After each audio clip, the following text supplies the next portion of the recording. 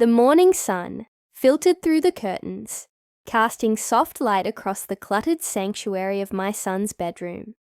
Noah's favorite place in the world, filled with remnants of childhood. Toy cars scattered across the floor, stacks of well-worn picture books, and walls adorned with crayon-drawn rockets and dinosaurs. It was a small universe of comfort and imagination in a neighborhood ruled by rigid order. But today, something was wrong. The familiar chaos had been replaced by disorder of a different kind. Boxes not belonging to us. Bulky, plastic storage. Containers filled with things that had no place in my son's room were piled haphazardly across the floor. Noah's shelves, once brimming with his treasures, were now buried under heaps of clothing, toys, and assorted clutter that belonged to someone else. And standing in the middle of this intrusion was Karen Whitmore, the unofficial ruler of Whispering Pines, our homeowners association president, and the living embodiment of every frustrating HOA stereotype. Her tight-lipped smile didn't reach her eyes as she shuffled yet another box onto the pile. I swallowed the knot forming in my throat. "Karen," I began carefully, "what are you doing in Noah's room?" Karen's gaze flicked up, as if annoyed to be interrupted. "Jacob, we need to talk about the state of your home," she said in a tone that brooked no argument. "This neighborhood thrives on harmony, and part of that means everyone pitching in." I blinked, confused and more than a little angry. "This is my son's private room. Your kid's storage closet doesn't belong here." She waved a dismissive hand. "Sometimes sacrifices must be made for the greater good. Your son's things have been cluttering the garage for months." I offered to help. "We all have to contribute." Her words rang hollow. This wasn't about community or harmony. It was about control. Karen wielded the HOA's strict rulebook like a weapon, enforcing petty regulations with a zeal that bordered on obsession. But this, invading a child's bedroom to stash her own child's belongings, was a violation that no rule could justify. For years, Karen had been the neighborhood's self-appointed enforcer, policing lawn heights, mailbox decorations, even the color of our front doors. Her reign was one of petty tyranny, unsolicited fines for minor infractions, demands to remove anything she deemed unsightly, and a constant presence at every HOA meeting to remind us all that obedience was non-negotiable. But this felt different, personal, a line crossed. I stepped fully into the room, heart pounding. "Karen, you can't do this. You don't have the right to use my home as storage, especially my son's room." She shrugged, her expression unreadable. "I'm only trying to keep our community beautiful and orderly. If that means some inconvenience, so be it." I felt the heat rise in my chest, a surge of fury tempered by exhaustion. The endless compromises, the silent endurance of her tyranny. I wasn't built for this. Noah deserved better. From down the hall, I heard his soft footsteps. My son appeared in the doorway, eyes wide with confusion. "Dad, what's going on? Why are all these boxes here?" Kneeling to meet him eye to eye, I forced a calm smile. "We're just fixing a little mess, buddy. Everything's going to be okay." Noah's lower lip trembled. "But that's my stuff. Where will I keep my things?" I had no good answer. Karen cleared her throat, breaking the fragile moment.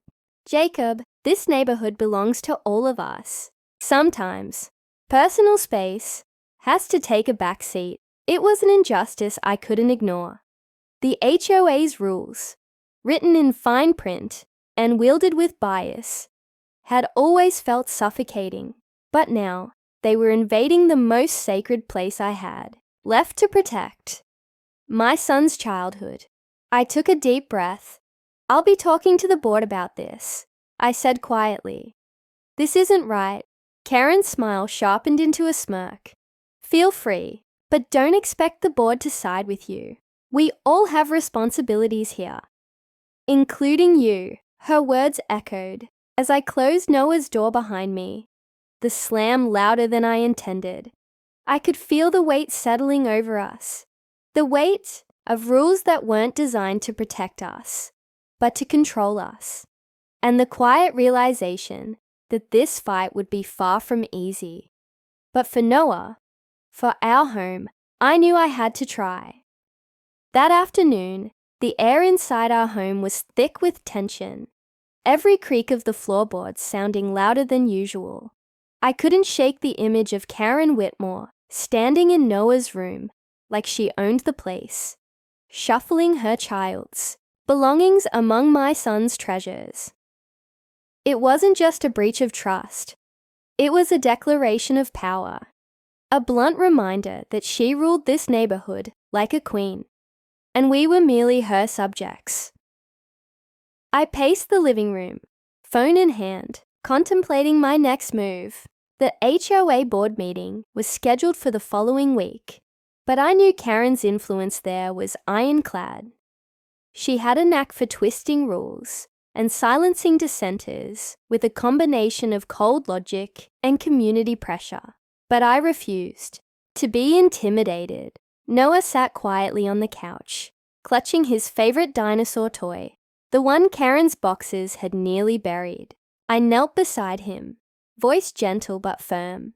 Son, we're going to fix this. Your room belongs to you, not to Karen or anyone else. He nodded, eyes wide but trusting. It was that trust that fueled my determination. I wasn't just fighting for a room. I was fighting for my son's right to feel safe and respected in his own home. The next day, armed with a camera and a clear sense of purpose, I returned to Noah's room to document the intrusion. I needed undeniable evidence, photos of the clutter, proof that Karen had trespassed without permission. As I clicked through images of boxes stacked against the walls, a sudden sound froze me in place. Footsteps. Karen appeared in the doorway, arms crossed, a look of icy calm on her face. "What are you doing?" she demanded sharply, her tone clipped.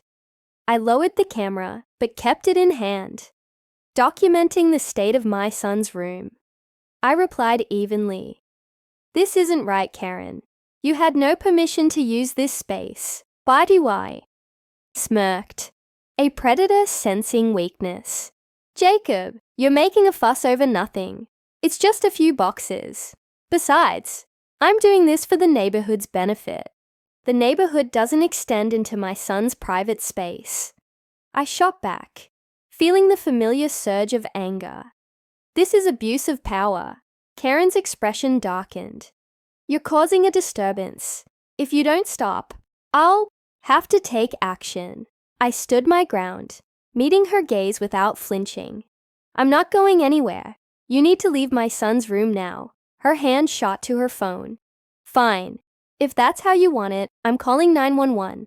I'm reporting a domestic disturbance." The words hung in the air like a gauntlet thrown. Within minutes, the unmistakable flash of blue lights lit up our front windows. Police officers arrived with cautious steps, their brows furrowed as they surveyed the scene. I greeted them calmly, phone still in hand, with evidence ready to share. I explained the situation clearly. Karen Whitmore, the HOA president, had entered my home uninvited and was using my son's bedroom as storage for her child's belongings. She had refused to leave when asked and threatened to escalate matters unnecessarily. The officers listened, exchanging glances. One nodded slowly, pulling out a small booklet.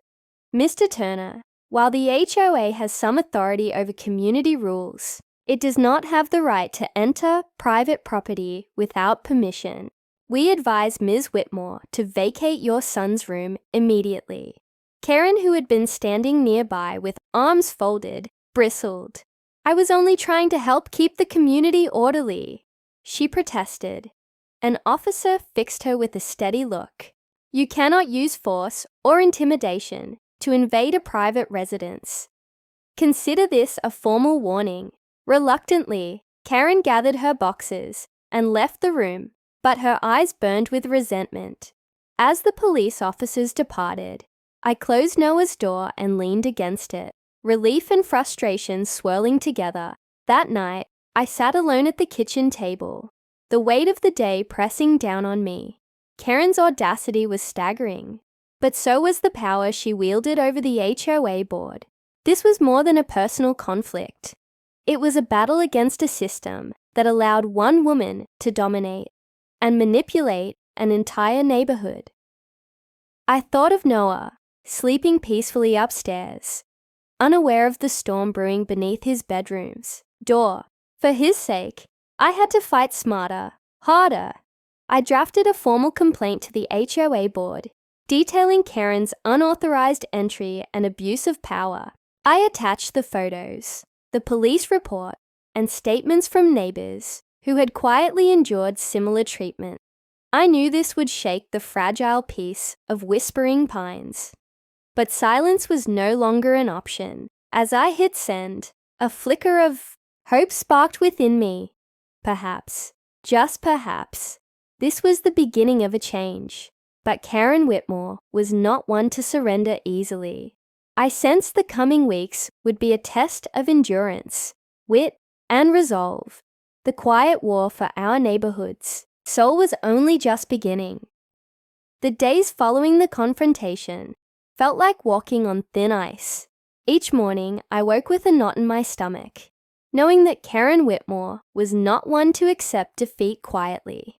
Her grip on the HOA board was strong, and her network of loyalists within Whispering Pines made her nearly untouchable. But I refused to back down, not for myself, but for Noah and every family suffering in silence under her iron-fisted rule.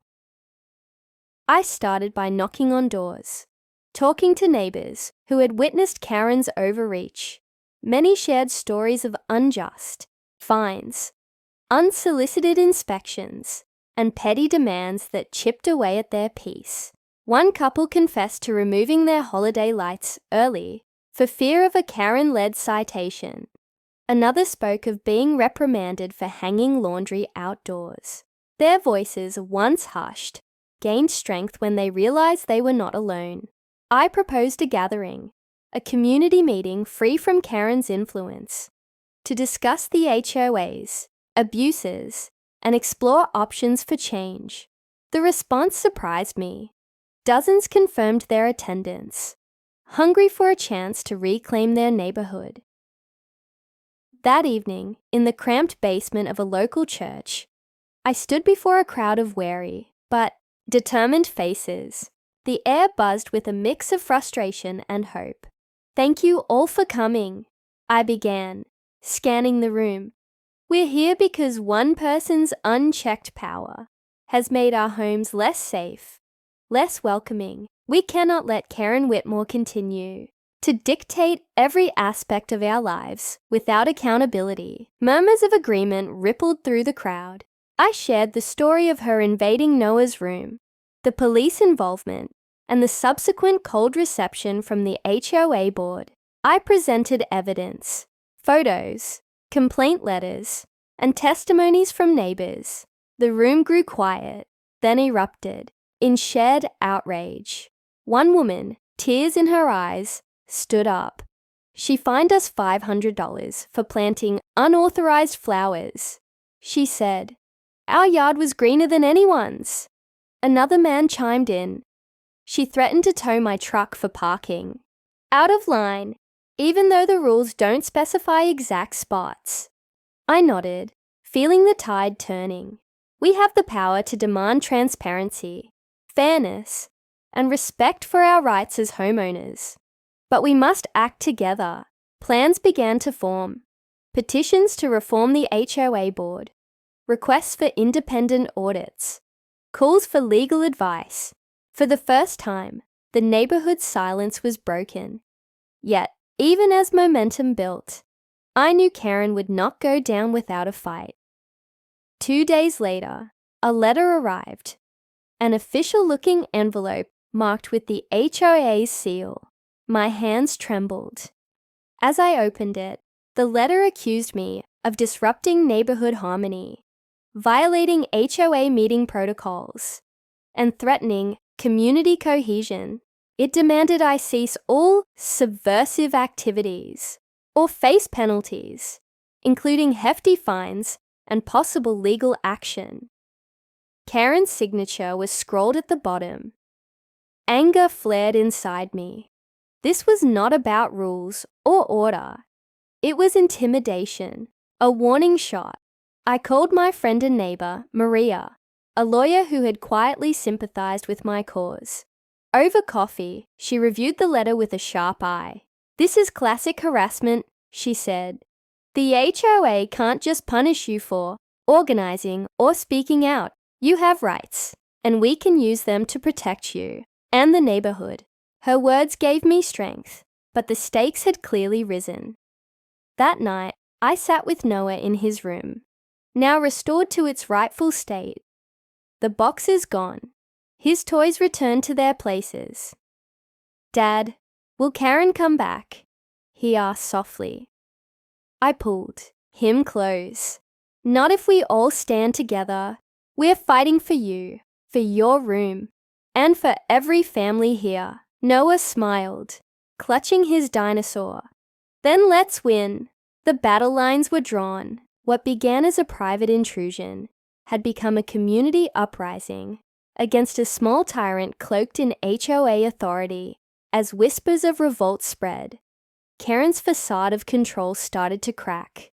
But the deeper the resistance grew, the more ruthless her retaliation became. I braced myself for the next move in this escalating war. The days after the community meeting became a whirlwind of activity and defiance. Petitions circulated like wildfire, signed by nearly every household in Whispering Pines. Maria and I consulted with a local attorney specializing in HOA disputes, who confirmed what we suspected. Karen's overreach was not just unethical, it was illegal. The HOA board, once a fortress under Karen's command, began to show cracks. Board members, who had silently supported her, started whispering doubts. Karen's tactics, intimidation, false fines, even threats, were laid bare, and the neighborhood's patience was stretched thin. On the morning of the emergency HOA meeting, I stood outside the community center, Noah clutching my hand. The crowd was larger than ever, a sea of faces united by a shared cause. Cameras from local news crews hovered, drawn by the brewing conflict. Inside, the atmosphere was electric. Karen entered, regal and defiant, but the shift in power was palpable. When the chairperson called the meeting to order, I stepped forward to speak. "My fellow homeowners," I began, voice steady despite the adrenaline coursing through me. "For too long, our community has been governed by fear and unfair rules. Karen Whitmore's actions have invaded our homes, disregarded our rights, and fractured the trust we should hold dear. Today, we demand change." I presented the compiled evidence. Photos of Noah's room cluttered with Karen's boxes, the police report, the harassing letters, and countless testimonies. The room buzzed with murmurs and nods of agreement. Karen attempted to interrupt, her voice sharp and cutting.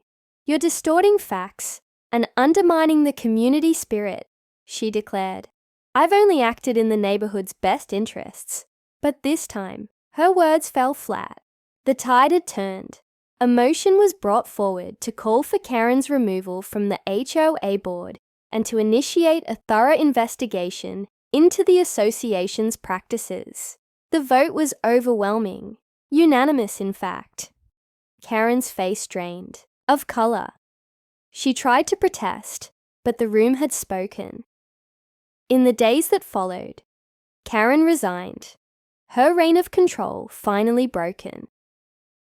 With her departure, the neighborhood began to heal. New leadership emerged, committed to transparency, fairness, and genuine community engagement, Noah's room remained untouched, a symbol of our victory and the respect every family deserved.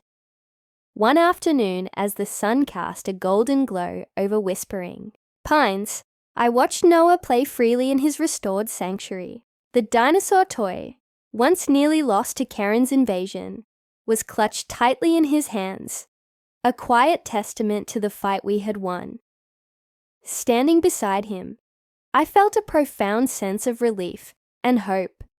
The battle had tested us all, but it had also united us, revealing the strength that comes from standing up to injustice. As we stepped outside to join neighbors celebrating our newfound freedom, I knew this was more than just a victory over one woman's tyranny. It was a reclaiming of community, respect, and the right to feel truly at home. The story of Karen's intrusion would become a cautionary tale, a reminder that power unchecked breeds corruption, but courage and unity can restore balance. And as for Noah, his room would remain a place of safety and joy, untouched by tyranny, forever his.